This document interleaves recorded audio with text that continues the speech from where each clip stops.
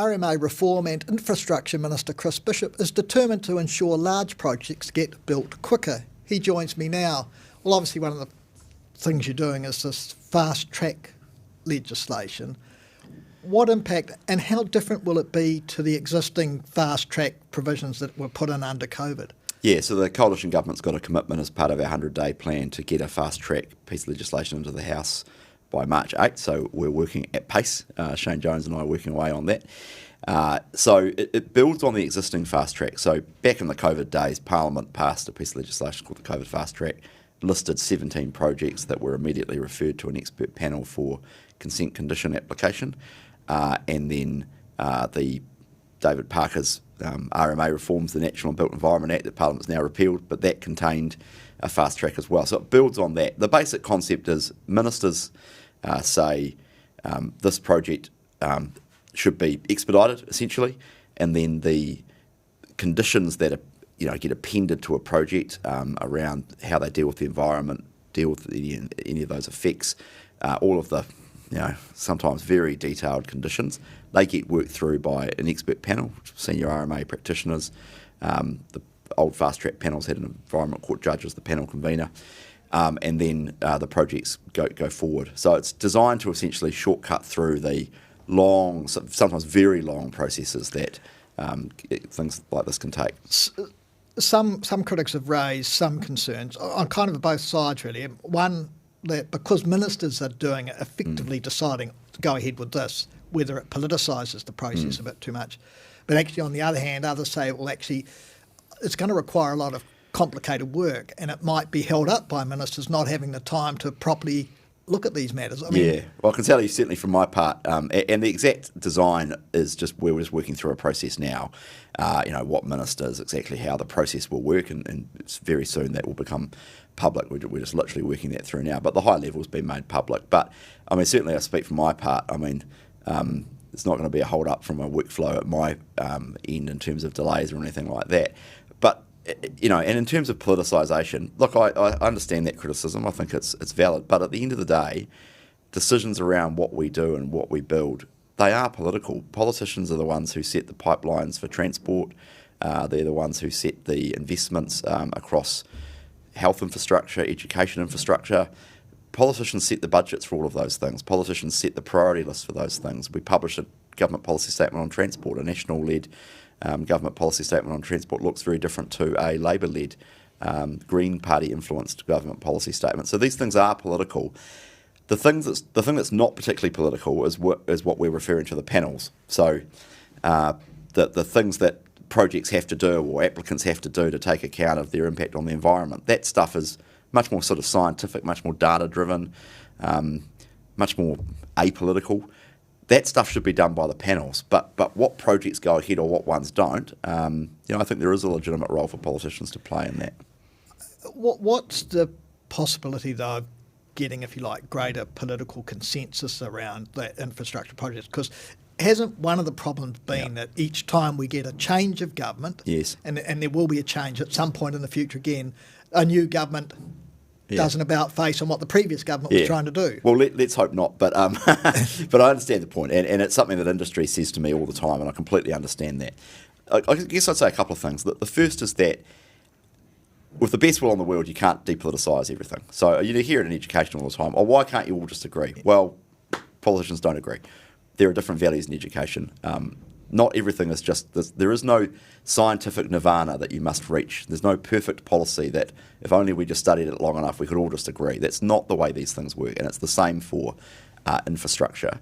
So we just have to be a bit cautionary about that. The Greens have different ideas about what transport things we should build than we do. Julianne Genter doesn't like roads. She's totally upfront about that. That's cool. I appreciate that. I want to build more 4-lane roads in the regions. It's a National Party view. We think it makes economic sense. She disagrees with that. No, it's kind of fine. Having said that, there is a role, I think, for an independent view as to what we need in the future, and that's why we committed as part of our election manifesto to building a 30-year infrastructure plan.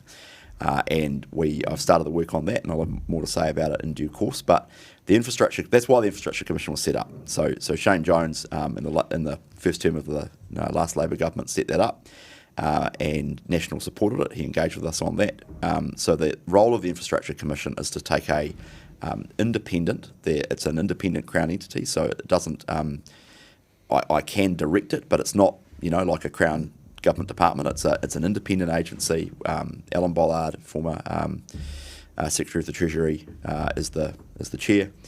And so their view is their role is to take an independent view, and we're going to ask them to do a 30-year plan essentially for what New Zealand needs into the future, both in terms of maintenance, because that's very important, and projects that you can invest in that defer the need for major projects, and that's very important, but also what we need in the future. And one of the things they do in other countries, say Australia, for example, which has a variety of infrastructure bodies, is they have a priority project list, which are things that independent experts have said we will need in the future.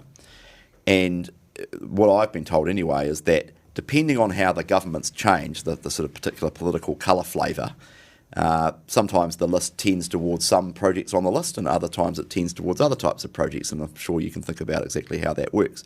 But the point is the projects have kind of been independently assessed as useful and important.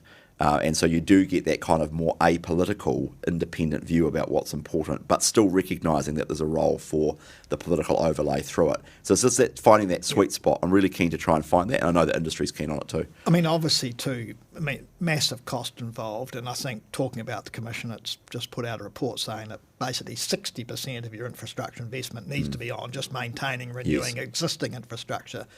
I mean, as you look at the numbers, how do you think about how a government can afford to do what it needs to do? Yeah, I mean, look, it's an eye-watering amount of money, and the maintenance is really important. It's something we've done quite a bad job of as a country, both at a local government level and a national government level. So, again, we're leading a piece of work on this, and we need to do much better at asset management plans, for example. The Crown, the central government, doesn't do a particularly good job of looking after its own assets. That's true across school property, across health infrastructure, across state highway network, although that's in better shape than other parts. And so looking at mandatory asset management plans, there's a whole suite of things we're looking at, really technical, but just the way in which the Treasury system interacts with monitoring major projects and things like that. And again, may have more to say about that soon, but we're taking a whole big, deep look at that at the moment, myself as Infrastructure Minister, alongside other relevant ministers. So maintenance is very important, but so is investments that you can make that defer the need for major investments. The classic is water meters. Here in Wellington, for example, there's now essentially political consensus that we need water meters, which is fantastic to see, because what they do is they find where the leaks are, so you can fix the leaks. And so essentially the combination of demand management, finding out where the leaks actually are, encouraging water conservation, getting more out of the existing network that we already have, means we don't have to build new, massively new water infrastructure to cope with rising population. And they're basically, it's quite interesting, in the last 100 days we now seem to have kind of reached a consensus in Wellington that water meters are the way forward, whereas we argued about it for 20 years. I see that as, hasn't had a lot of publicity, but I see that as a real step forward. I mean, we're talking about new infrastructure, roads and the like. I mean, you're looking at other funding models rather than simply government borrowing and putting the money in, PPPs. Yep. Again, we campaigned on that. It's part of the various coalition agreements. So, sometimes called sort of innovative funding and financing, PPPs, toll roads as well. What they call build and lease back arrangements. We've committed to looking at that as part of building new hospitals, for example. And, again, widely used overseas, not really used in New Zealand. And so you just have to look at those things as part of the suite of tools available, so you get more out of Crown capital. So very open to that. It's not going to work for everything. I mean, at the end of the day, sometimes you just do the old, the Crown just invests, you monitor the project properly, you let the experts do the contracting, and you get a good project out of it at the end of the day. Often for many projects, that'll be the best way. But, there'll be a variety of projects out there where we will definitely look to use some of those new tools. I mean, obviously a lot of this large infrastructure, it's long-run stuff. It runs over many years, often across multiple governments. So, I mean, like 3 years from now, if you look at it in the electoral cycle, what for you will look like success? So, good question. I've got a range of things that we campaigned on that we want to do. So we're going to set up a new agency called the National Infrastructure Agency. Well, we haven't sorted the name out, but it will be a National Infrastructure Agency. And that is going to be a shop front for domestic and offshore investors that want to turn up in New Zealand and invest. If you think about that, the super fund deal that they did with CDPQ, the Canadian pension plan, back 3-4 years ago now, that wanted to build light rail in Auckland, they turned up with an unsolicited bid.